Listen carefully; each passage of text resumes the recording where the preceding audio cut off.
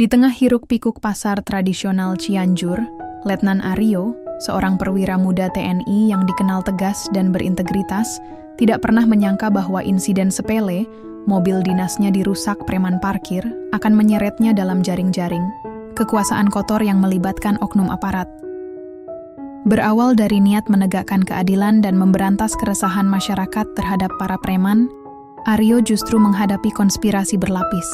Ketika rencana balasan hampir dijalankan, satu kebenaran mencengangkan terbuka. Sang pemimpin preman, Wando, dilindungi oleh jaringan korupsi dalam tubuh kepolisian. Aryo kini tidak hanya berperang melawan para preman liar, tetapi juga terhadap sistem korup yang lebih gelap dan licik. Akankah keberanian dan strategi Aryo cukup untuk membongkar semuanya? Pasar induk Cianjur selalu punya denyut yang khas. Ramai, padat, dan penuh teriakan. Dari yang jualan sayur sampai tukang es doger, semua bersaing memanggil pembeli dengan suara setengah teriak. Suasana yang bagi sebagian orang mungkin bikin pusing, tapi buat Aryo, letnan muda dari Kesatuan Infanteri, tempat ini punya nuansa yang hangat, hidup. Hari itu, Aryo hanya berniat mampir sebentar. Ibunya di Jakarta minta dibawain peyem asli Cianjur dan rengginang renyah yang cuma dijual di kios Mak Emel. Kebetulan mobil dinas yang biasa ia pakai sedang bersih-bersih di markas, dan dia punya waktu luang sehabis pelatihan pagi. Mobil Fortuner, hitam berpelat dinas itu pun meluncur pelan di tengah kemacetan pasar. Masalah mulai muncul ketika Aryo mencoba parkir. Bang, sini. Mundur dikit lagi. Ya, stop. Seorang pria bertato di lengan kiri, dengan tubuh kekar setengah terbakar matahari, memberi aba-aba sambil menepuk-nepuk bagian belakang mobil Aryo. Aryo menurunkan kaca. Nggak usah dipandu juga bisa, Kang. Si pria tertawa.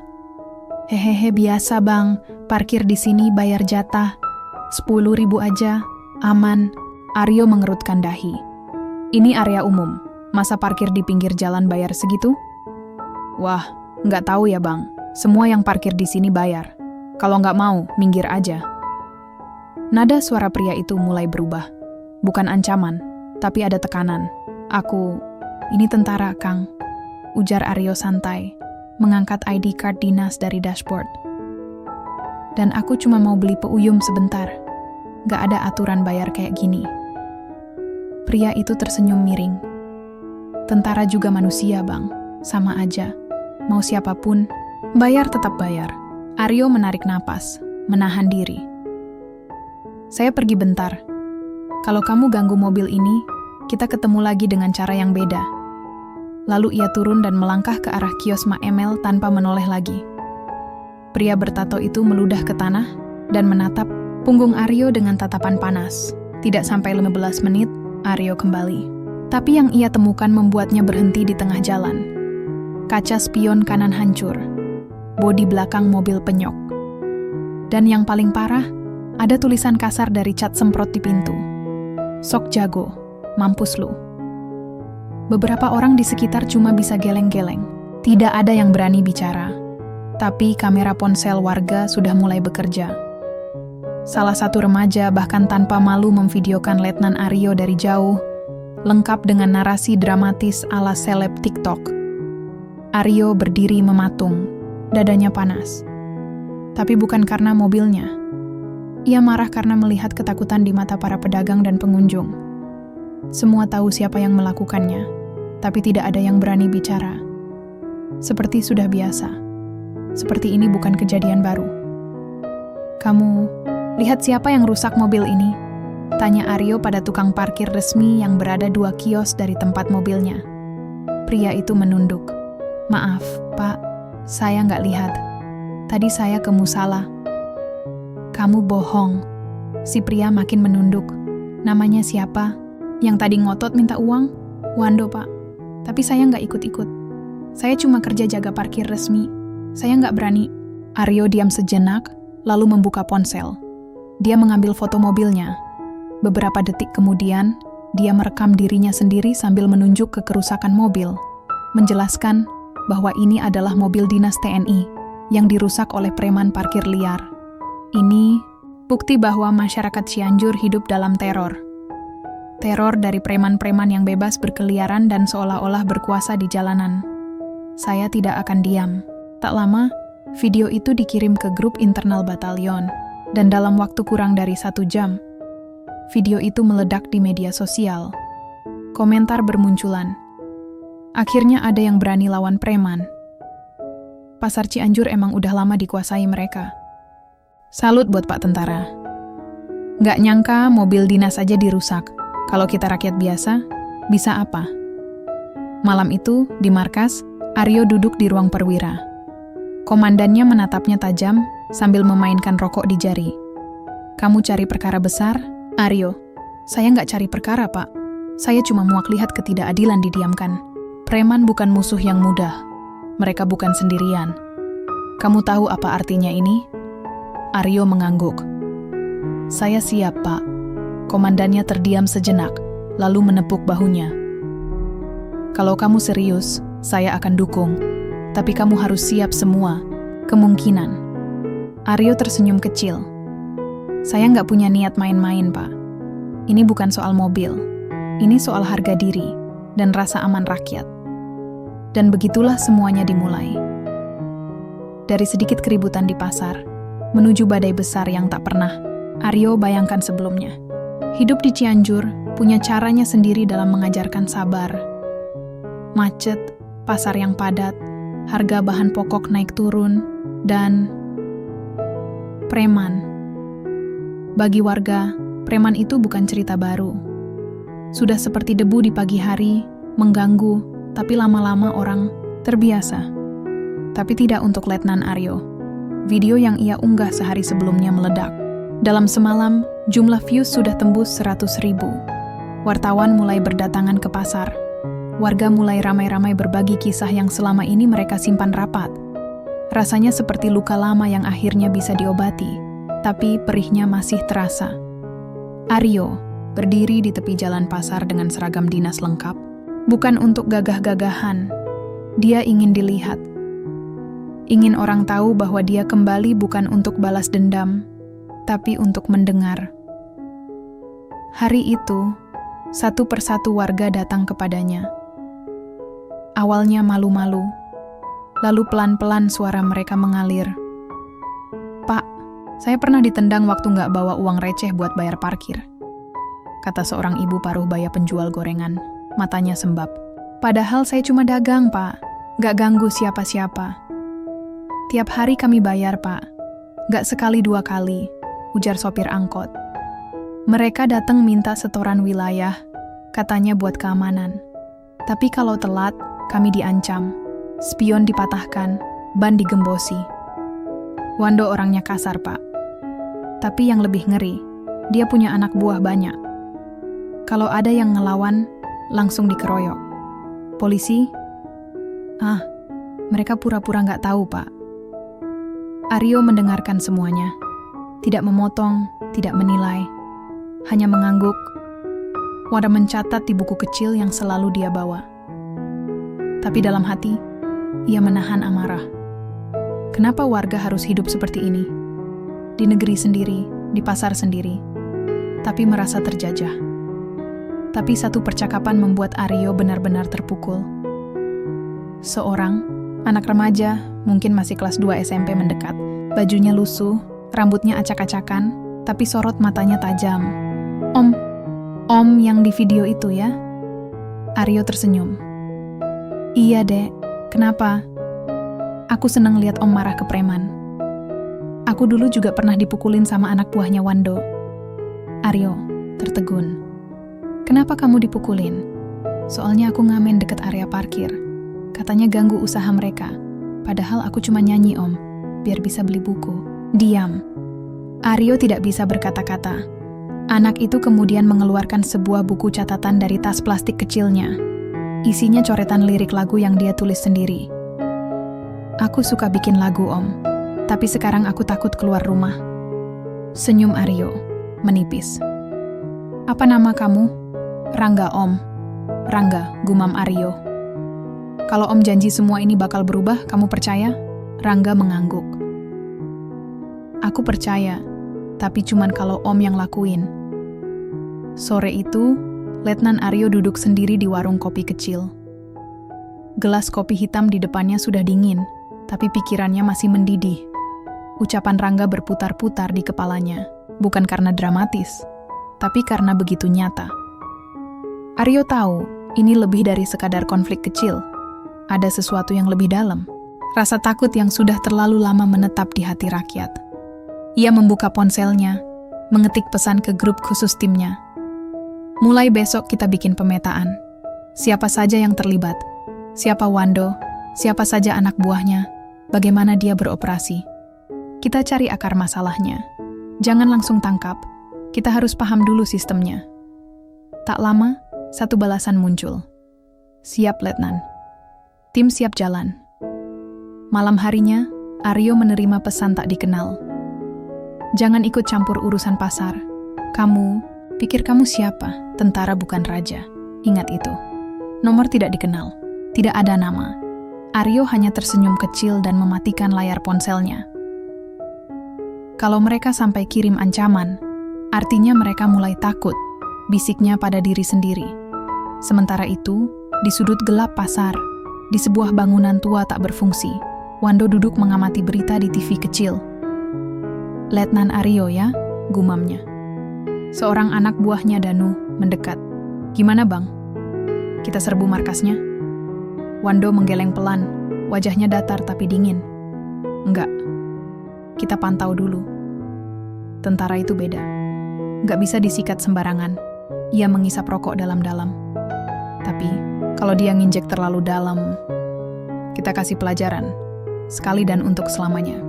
Di Cianjur, semua orang kenal nama Wando. Tapi tak semua pernah melihat wajahnya langsung. Wando adalah legenda gelap di antara lorong-lorong pasar dan gang-gang sempit. Ia bukan sekadar preman biasa. Orang-orang bilang, kalau preman lain berisik dan brutal, Wando justru tenang dan tajam, seperti ular.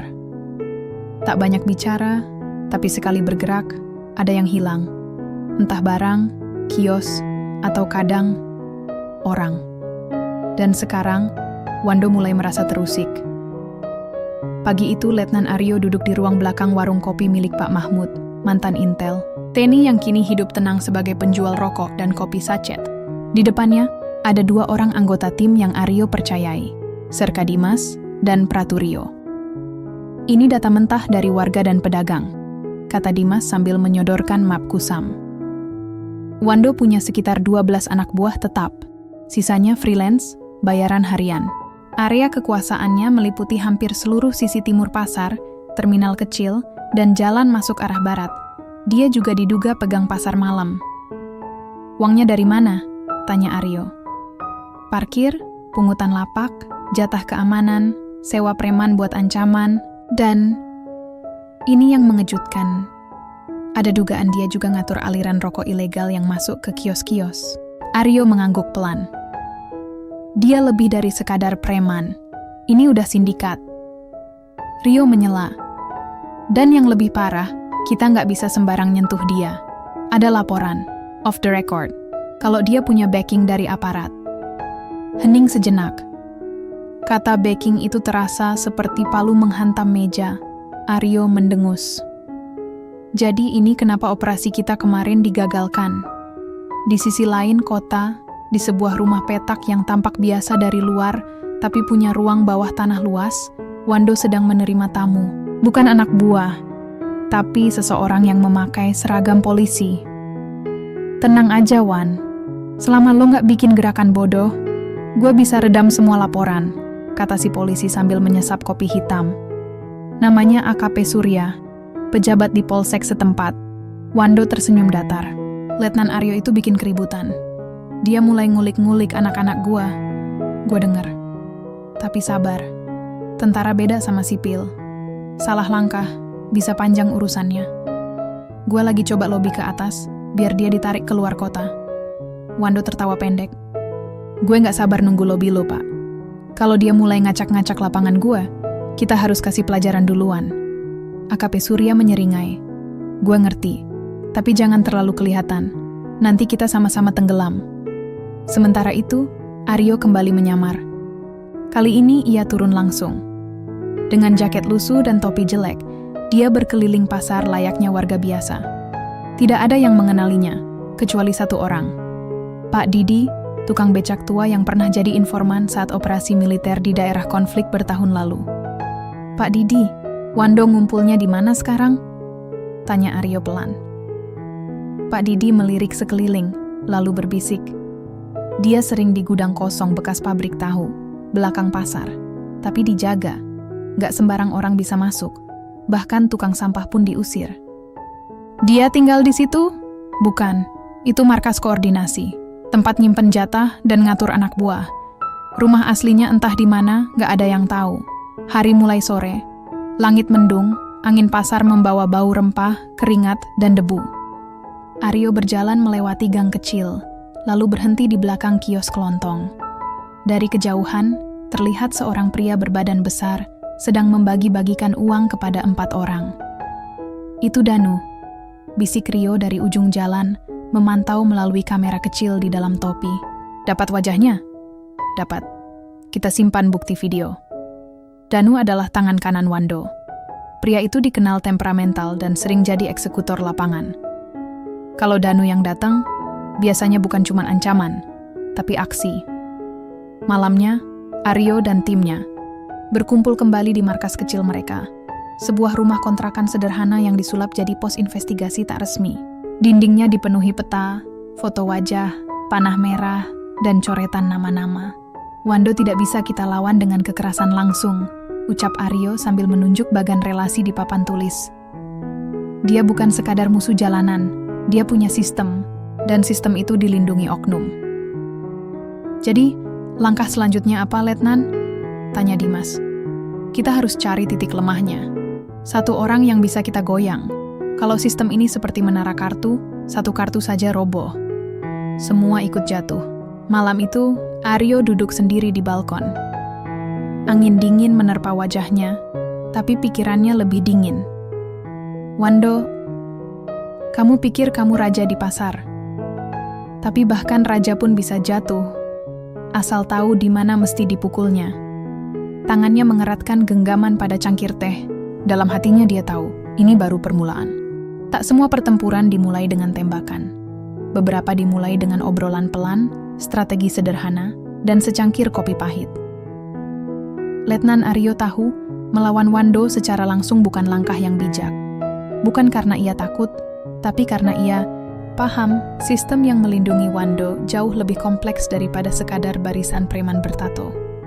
Ini bukan soal otot semata, tapi jaringan, dan jaringan itu harus dipotong dari simpulnya. Dan simpul pertama yang ia incar, Danu. Beberapa hari kemudian, pasar tampak biasa. Pedagang teriak, anak kecil nangis rebutan balon, dan tukang parkir masih mondar-mandir seperti biasa. Tapi di balik semua itu, ada operasi diam-diam yang berjalan.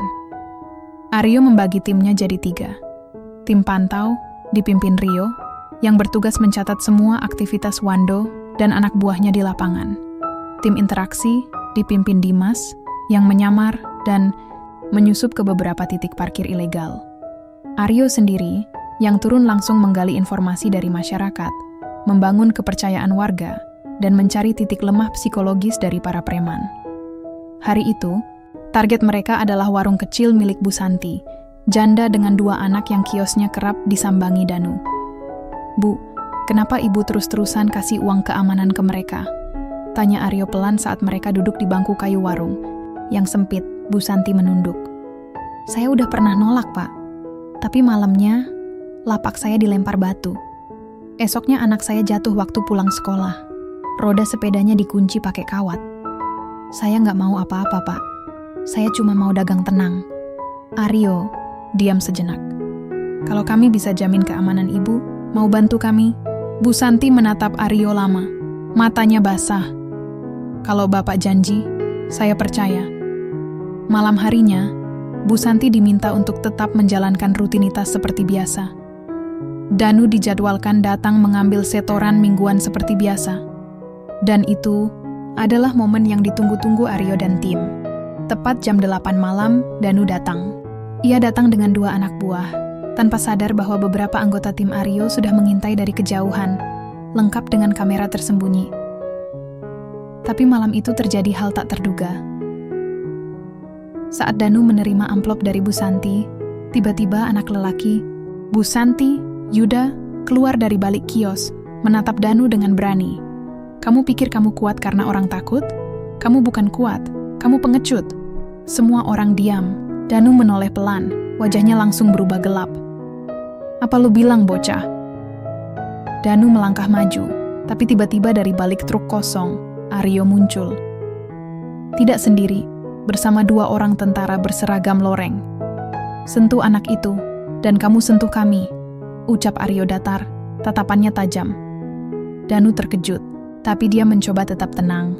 Wah, letnan datang-datang bawa pasukan, hebat-hebat.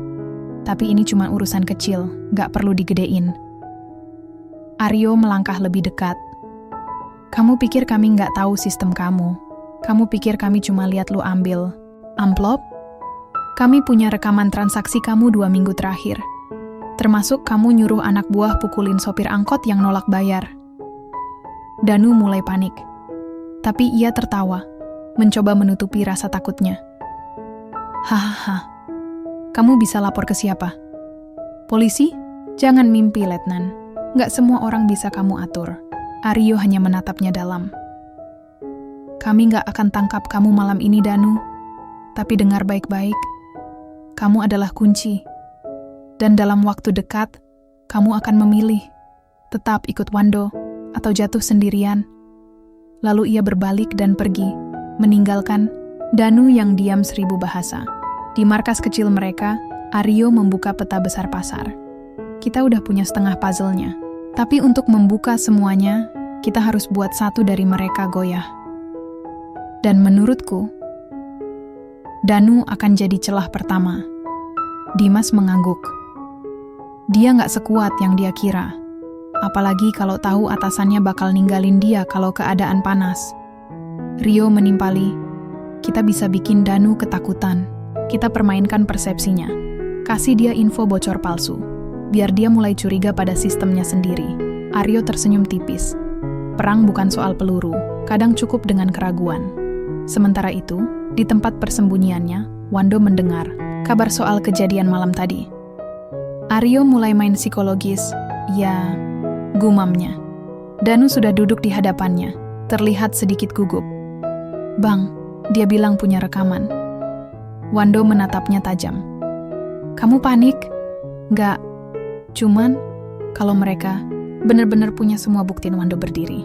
Danu, nggak ada bukti yang nggak bisa diberesin. Tapi yang harus kamu pastikan sekarang, kamu loyal atau enggak. Kalau kamu mikir 2 kali, kamu bukan bagian dari sistem ini lagi. Danu menelan ludah. Saya loyal, Bang. Wando mendekat, menepuk bahunya pelan. Kalau begitu, kamu harus buktikan. Malam minggu ini, kita serang balik. Kita buat Aryo ngerasain rasanya disentuh balik. Sabtu malam. Pasar Cianjur berubah wajah. Lampu-lampu warna-warni menggantung di antara tali-tali waring yang lusuh. Bau jagung bakar, arang, dan gorengan memenuhi udara. Suara anak-anak, pedagang, dan tukang sulap jalanan berbaur seperti orkestra, yang berisik tapi hidup. Tapi malam itu, di balik keriuhan yang tampak biasa, sesuatu bergerak dalam senyap. Bukan hanya keramaian yang hadir, tapi juga ancaman.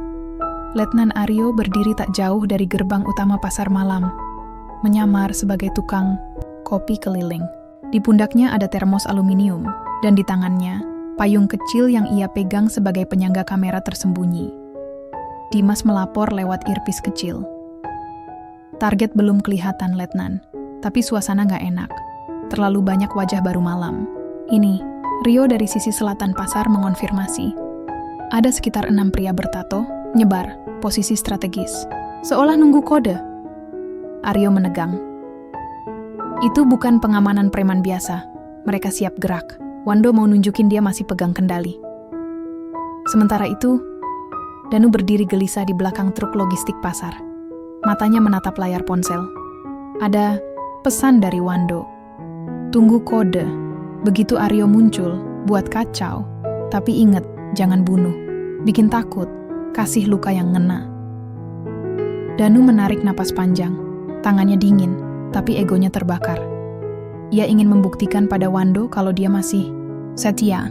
Tapi di sisi lain, kata-kata Aryo 2 malam lalu masih menggema di kepalanya. Kamu akan jatuh sendirian, Danu. Pukul 20.17. Keramaian makin padat. Penampilan badut akrobatik menarik perhatian anak-anak. Aryo memperhatikan semuanya dengan waspada. Lalu, suara letupan kecil terdengar. Seperti petasan, tapi bukan. Brak! Seseorang menjatuhkan gerobak bakso dengan sengaja. Kericuhan kecil dimulai. Beberapa orang berpura-pura panik, lalu menarik perhatian. Di sisi lain, 2 pria menarik seorang penjual sosis bakar, mendorongnya ke belakang tenda. Aryo langsung bicara cepat. Dimas, arah barat. Mereka pakai kekacauan buat menculik atau mengintimidasi. Tapi, sebelum Dimas bisa bergerak, terdengar suara teriakan. Itu dia tentaranya. Aryo langsung diserbu dari 3 sisi. Pria-pria bertubuh besar mendekat cepat, tapi Aryo sudah siap. Ia lempar termos aluminium ke arah satu orang, menghantam bahu. Payungnya dibuka, menutupi pandangan lawan. Brak! Aryo menendang meja jajan ke depan, membuat 2 orang terpeleset. Namun satu dari mereka berhasil meraih kerah bajunya. Lu kira lu siapa, hah? Ngerusak usaha orang Cianjur? Aryo tidak membalas dengan kata-kata. Ia menyikut perut orang itu dan memutar tubuhnya. Tapi, jumlah mereka terlalu banyak. Rio dan Dimas berusaha mendekat, tapi jalan dipenuhi warga panik. Terlambat. Aryo berhasil melawan 2 orang, tapi orang ketiga menghantam tengkuknya dari belakang. Bruk. Semua menjadi gelap. Beberapa jam kemudian, Aryo terbangun dalam ruangan gelap. Tangannya diikat di belakang kursi. Lampu neon menggantung goyah di atas kepalanya, menciptakan bayangan menyeramkan. Di depannya, Wando. Kita akhirnya ketemu, Letnan. Aryo menatapnya, matanya penuh nyala. Jadi ini caramu main. Wando mendekat perlahan. Wajahnya tenang, seperti orang yang baru selesai makan malam. Lu pikir ini cuma soal parkir? Lu pikir lu pahlawan, datang bawa kebenaran ke pasar? Ini bisnis, nak. Bisnis yang udah jalan lebih lama dari masa dinas lu. Aryo diam. Wando menepuk bahunya. Lu tentara, tapi lu sendiri di sini. Gak ada seragam yang bisa selamatin lu sekarang. Aryo tersenyum kecil. Lu lupa satu hal. Wando mengangkat alis. Apa? Lu pikir gua sendiri? Padahal, gua udah nyebar sinyal darurat waktu gua ditarik. Semua rekaman lu, semua aksi. Malam ini, udah naik ke server pusat. Wando tertawa. Bluffing. Tiba-tiba, terdengar suara sirin dari luar. Bukan polisi, tapi kendaraan militer. Brum. Satu demi satu, mobil taktis TNI memasuki area pasar malam. Dor, pintu belakang, digebrak. Beberapa preman yang berjaga terkejut. Aryo menoleh, tersenyum lebar, meski keningnya berdarah. Gua gak datang buat jadi korban, Wan. Gua datang buat nyeret lo keluar dari bayangan. Babak baru dimulai. Wando melangkah mundur. Tatapannya berubah. Ini bukan sekadar perang dengan tentara. Ini perang melawan waktu, teknologi, dan keberanian rakyat yang sudah terlalu lama diam. Malam itu, langit Cianjur gelap pekat. Angin sejuk membelai seolah ingin menenangkan kota yang baru saja diguncang oleh keberanian seorang letnan. Namun, di balik kedamaian semu itu, badai besar mulai menggulung, dan pusatnya bukan lagi di pasar, tapi di balik meja-meja kantor yang ber-AC dan seragam rapi. Setelah penyerbuan malam pasar, beberapa preman berhasil diamankan, termasuk Danu yang terlihat bingung, ketakutan, dan, di mata Aryo, siap retak. Letnan Aryo, meski masih memar di pelipis dan lengan kirinya dibebat, segera membawa semua rekaman ke markas sementara. Komandan Korem sudah diberi laporan, dan yang paling penting, berkas digital telah dikirim ke komando pusat. Tapi satu hal ganjil terjadi pagi itu. Tak ada kabar lanjutan. Tak ada surat perintah penangkapan terhadap Wando. Tak ada respons dari kantor kepolisian. Bahkan pihak pasar yang tadinya kooperatif mulai menarik diri.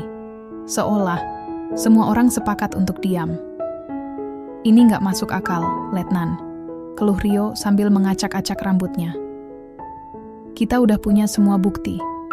Video, rekaman suara, bahkan testimoni, pedagang. Tapi semua berhenti di meja yang sama. Dimas menimpali. Kepala Polres tiba-tiba cuti mendadak.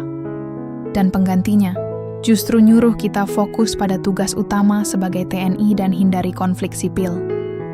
Aryo duduk tenang, meski sorot matanya menyala. Inilah saatnya kita sadar, musuh kita bukan cuma Wando, tapi sistem yang ngasih dia ruang buat tumbuh. Sementara itu, di tempat persembunyiannya, Wando duduk santai di depan seorang pria berseragam coklat, pangkat komisaris. Gua udah bilang, jangan main kasar, Wan. Lu bikin keributan nasional, gua yang kena semprot. Wando mengangkat bahu. Kalau gua nggak gebrak meja, mereka pikir kita bisa diinjak-injak. Lu tahu sendiri, kalau pasar lepas, income kita turun setengah. Komisaris itu menghela napas. Aryo ini bukan tentara biasa, dia punya akses. Dan gue dengar, dia deket sama salah satu kolonel di pusat. Wando terdiam. Jadi lu harus nahan diri. Tapi tenang, dia bisa dibungkam. Gue udah gerak. Malam ini, beberapa orang dari dinas pengawas mau sekunjungan kerja ke markas kecil mereka. Wando tersenyum sinis. Bagus, kita bungkam dia, bukan dengan tinju, tapi dengan tanda tangan dan cap basah. Di markas sementara TNI, malam, mulai turun ketika 2 mobil hitam masuk pelan. Seorang perwira berpangkat letkol turun, diikuti 2 orang berpakaian sipil. Letnan Aryo menyambut dengan hormat, "Selamat malam, Komandan." Letkol itu membalas singkat, "Kami dapat laporan bahwa Anda dan tim Anda bergerak di luar tugas operasional. Kami diminta mengevaluasi kelayakan misi ini dan potensi pelanggaran protokoler." Aryo menegang, tapi ia tetap tenang. "Kami bertindak berdasarkan keluhan warga dan ancaman langsung terhadap keamanan masyarakat." Salah satu pria sipil bicara, "Masalah preman pasar seharusnya menjadi domain kepolisian, bukan TNI." Aryo menatap pria itu. Dalam hati ia tahu, ini dia adalah perwakilan dari sistem yang ingin membungkamnya. Tapi bagaimana kalau kepolisian justru yang melindungi preman tersebut? Ruangan menjadi hening. Aryo melanjutkan, "Kami punya bukti keterlibatan Komisaris Sutaryo. Kami tahu dia bertemu Wando 3 kali dalam 2 minggu terakhir. Dan kami tahu, aliran dana dari parkir liar masuk ke rekeningnya lewat rekening penampung atas nama CV fiktif." Letkol itu menatap tajam. "Kalau benar itu tuduhan serius, Letnan." "Bukan tuduhan. Ini laporan lengkapnya." Aryo menyerahkan sebuah map merah tebal. Di dalamnya bukti lengkap. Letkol itu diam sesaat, lalu memberi isyarat agar 2 orang sipil keluar ruangan. Setelah mereka keluar, ia menatap Aryo lebih lunak. "Letnan, apa kamu siap menghadapi konsekuensi dari ini semua?" Aryo mengangguk. "Kalau saya diam, saya bukan lagi tentara. Saya cuma alat." Letkol itu menarik napas panjang. "Besok pagi, saya akan kirim laporan ini langsung ke Jakarta. Tapi sampai ada lampu hijau dari pusat, kamu dan tim jangan bergerak. Jangan buat suara.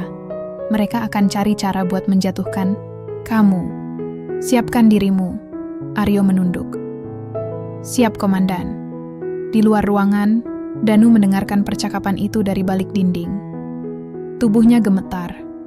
Ia sadar, Wando bukan hanya membiarkannya jadi kambing hitam, tapi sistem yang ia kira melindunginya ternyata bisa membuangnya kapan saja. Danu pulang malam itu dengan hati berat. Dan saat ia sampai di rumah kontrakannya, ia melihat 2 orang berpakaian preman menunggu di depan pintu. Salah satunya menyeringai, "Bos nyuruh kami buat jaga kamu, Dan. Biar nggak keselip informasi." Danu tahu malam itu, hidupnya tak lagi milik sendiri. Sementara itu, di kamar kecilnya, Aryo menatap langit-langit, hatinya gelisah. Kepalanya penuh strategi. Ia tahu, apa yang sedang dihadapinya bukan lagi pertarungan jalanan. Ini pertarungan melawan sistem yang menjadikan ketidakadilan sebagai rutinitas. Dan ia juga tahu, satu-satunya cara menang adalah membuat kebenaran terlalu besar untuk dibungkam. Subuh menyapu langit, Cianjur dengan warna kelabu. Tidak ada merah muda, tidak ada jingga. Seolah alam tahu bahwa hari ini takkan dimulai dengan kelembutan. Letnan Aryo duduk di ruang tengah markas kecilnya, menatap dinding.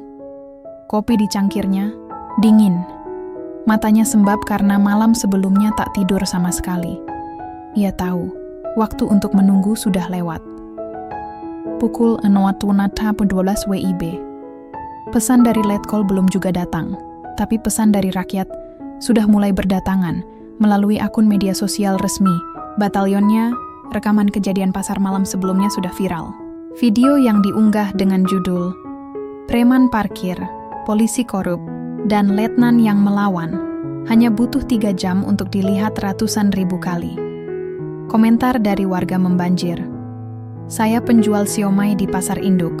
Saya tahu siapa Wando. Anak, saya dipukuli karena nolak bayar parkir motor. Terima kasih Letnan, akhirnya ada yang peduli."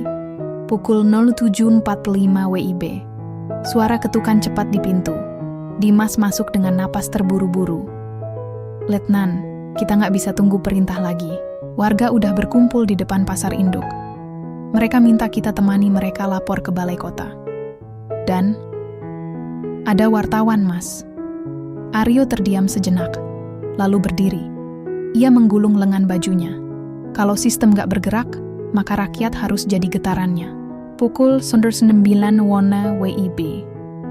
Depan pasar induk Cianjur tak lagi jadi tempat orang beli sayur atau buah. Hari itu, tempat itu jadi saksi lahirnya perlawanan.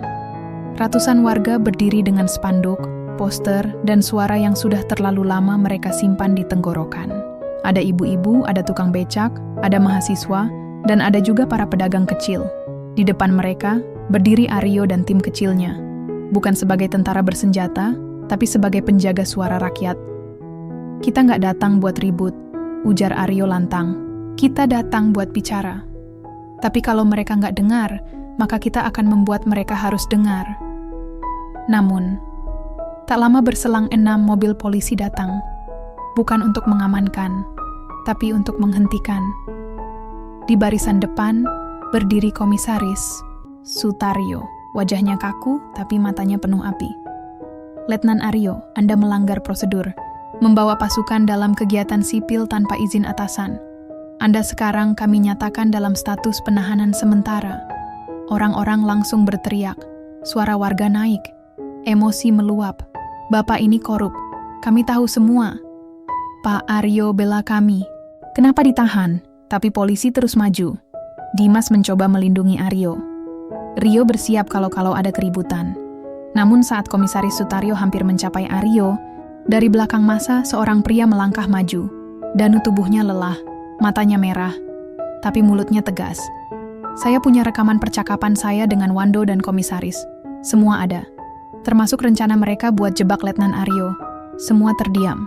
Sutaryo pucat. "Bohong kamu." Danu menatapnya. "Gak ada lagi yang bisa lo tutupin, Pak. Gue udah kirim filenya ke wartawan, ke media, bahkan ke LSM. Lo bisa bawa Aryo sekarang. Tapi berita ini udah jalan." Beberapa wartawan langsung mengerubungi Danu.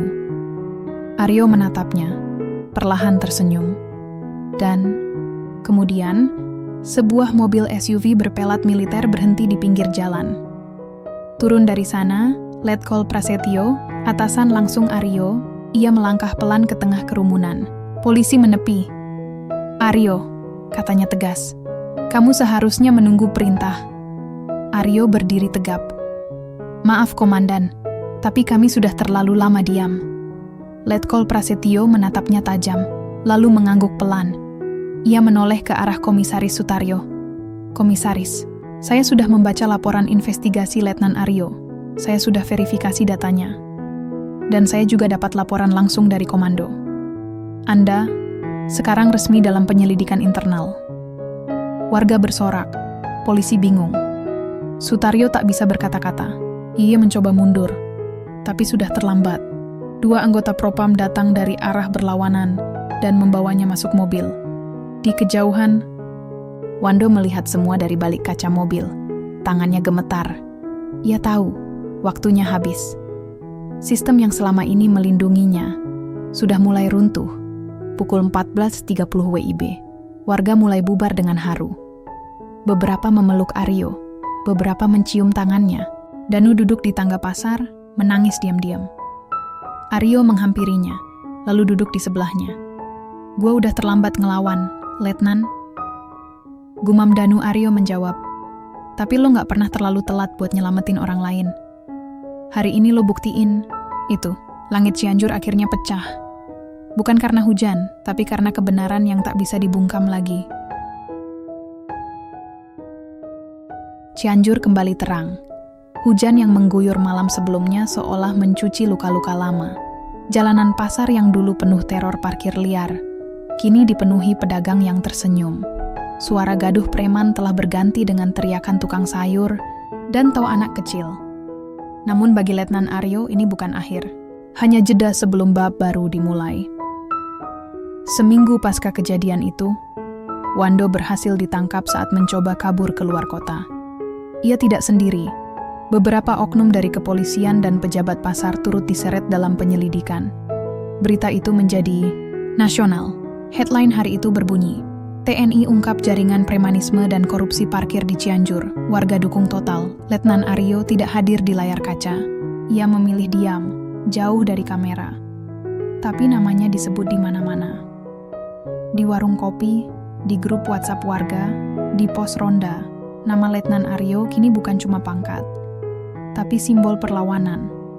Di markas kecilnya, suasana lebih tenang. Rio sibuk menyusun laporan akhir misi. Dimas, sambil menyeruput teh, sedang mengedit dokumentasi kejadian untuk laporan pusat.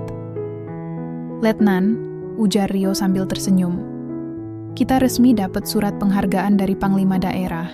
Katanya, ini tindakan yang mewakili semangat TNI sesungguhnya." Aryo hanya mengangguk. Semua karena kerja tim, dan karena rakyat berani bersuara. Dimas menimpali, dan karena Letnan punya kepala batu. Mereka tertawa pelan. Tawa yang terasa ringan, tanpa tekanan. Namun, Aryo punya satu tujuan tersisa. Sore itu, ia mengajak Danu ke pasar. Danu, yang kini bebas dari bayang-bayang Wando, bekerja sebagai koordinator keamanan pasar. Bajunya bersih, badannya lebih tegap, dan yang paling penting, matanya jernih. "Gua gak nyangka bakal balik ke sini," kata Danu pelan, sambil memandangi kios-kios yang dulu ia peras. Aryo menepuk pundaknya. "Tempat yang lo rusak, cuman bisa lo perbaiki kalau lo hadapi dan sekarang, lo punya kesempatan itu." Danu mengangguk. "Gua gak mau sia-siain." Di tengah pasar, beberapa pedagang menghamparkan tikar kecil dan mulai membagi-bagikan nasi kotak gratis. "Buat siapa ini, Bu?" tanya Aryo. Si ibu tersenyum. "Buat semua yang pernah takut datang ke pasar. Sekarang udah aman, kita rayain." Aryo tersenyum. Dadanya hangat. Ia tahu, perjuangannya telah memberi arti. Malam harinya, di atas pos ronda kecil, Aryo duduk sendiri menatap langit. Bukan lagi langit kelabu seperti beberapa hari lalu. Kini, langit Cianjur bersih. Bintang-bintang kecil mulai muncul satu persatu. Tenang. Jujur. Sama seperti apa yang ingin Aryo perjuangkan dari awal. Kehidupan yang layak, tanpa rasa takut. Surat dari komando datang malam itu. Isinya, Aryo ditawari promosi dan penempatan di Jakarta. Pangkat, fasilitas, dan posisi yang lebih tinggi. Tapi Aryo tidak langsung menjawab. Ia menatap surat itu lama. Kemudian menulis 2 kata di bawahnya.